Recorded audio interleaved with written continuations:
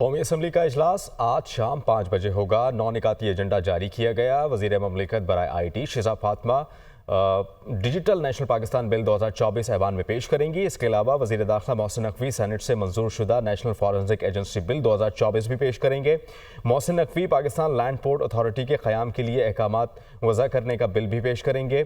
मुल्क में लाजमी और सानवी रूट्स पर निजी एयरलाइंस की परवाजें शुरू न करने पर तवज्जो दिलाओ नोटिस भी शामिल। वज़ीर क़ानून आज़म नज़ीर तारड़ पार्लियामेंट के दोनों ऐवानों से सदर ममलिकत के खिताब पर बहस की तहरीक पेश करेंगे।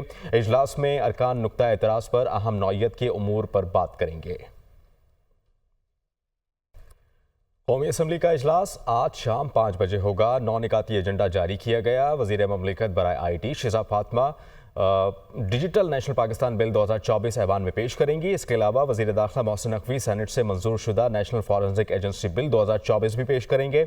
Mohsin Naqvi Pakistan land port authority के क़याम के लिए अहकामात वज़ा करने का बिल भी पेश करेंगे। मुल्क में लाजमी और सानवी रूट्स पर निजी एयरलाइंस की परवाजें शुरू न करने पर तवज्जो दिलाओ नोटिस भी शामिल। वज़ीर क़ानून आज़म नज़ीर तारड़ पार्लियामेंट के दोनों ऐवानों से सदर ममलिकत के खिताब पर बहस की तहरीक पेश करेंगे।